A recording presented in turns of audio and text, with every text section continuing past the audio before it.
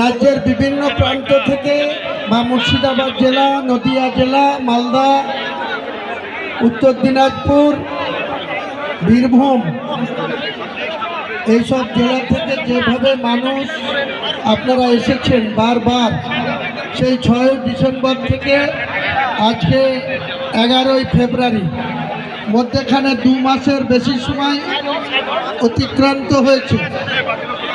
তো আজকে যে উপস্থিতি এত রৌদ্র, আমরা আপনাদেরকে মাথার উপরে কোনো ছায়ার ব্যবস্থা করতে পারিনি।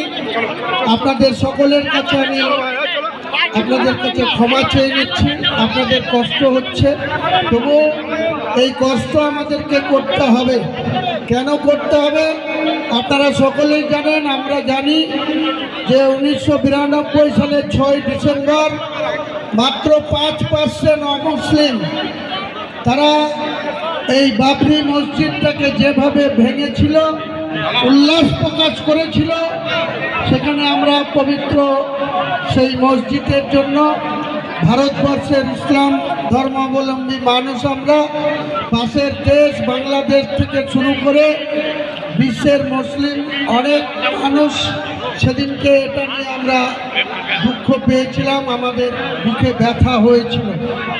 আমরা মহান আল্লাহ তাআলার কাছে লাখো লাখো শুকরিয়া জানাই যে আমরা অনেক বাধা বিপত্তিকে অতিক্রম করে আজকে সেই ঐতিহাসিক বাবরি মসজিদের কাজ শুরু করতে চলেছি।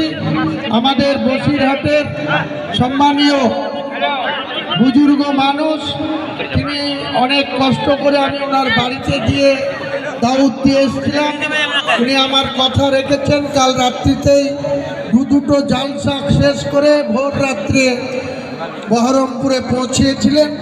ওনাকে আমি এখানে উপস্থিত করতে পেরেছি।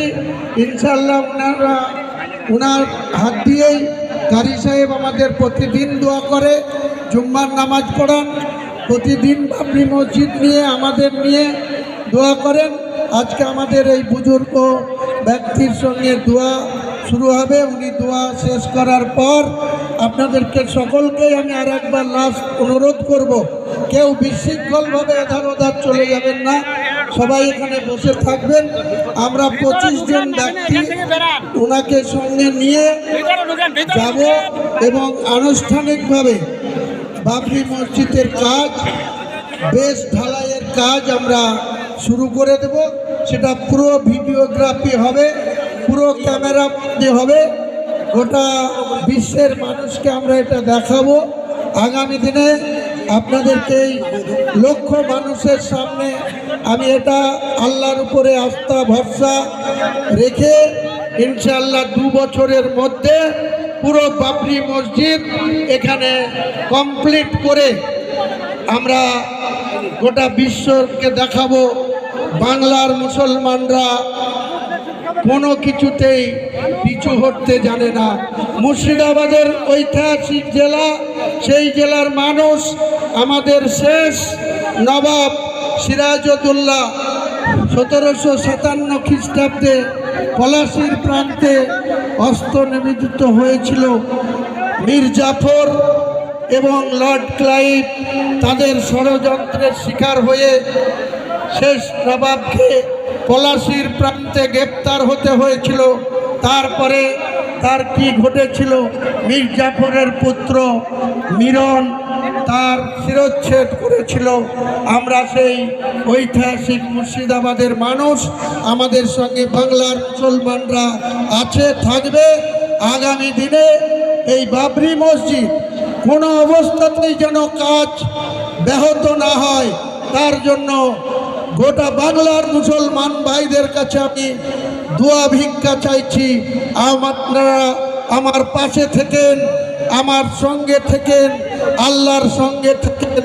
আল্লাহর ইবাদত করার জন্য আমরা যে ঐতিহাসিক বাবরি মসজিদের পরিকল্পনা করেছিলাম, ইনশাল্লাহ আমাদের জীবন থাকতে আমরা কোনো অন্যায়কারীর কাছে মাথা নত করব না, পিছু হটব না কোনো মতে।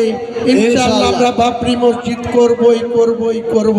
সবাইকে আমার সালাম জানিয়ে আমার বক্তব্য শেষ করছি। আসসালামু আলাইকুম। ওয়া রাহমাতুল্লাহি ওয়া বারাকাতুহু। এবার আমি আপনাদের কাছে একটা কথা বলতে চাই।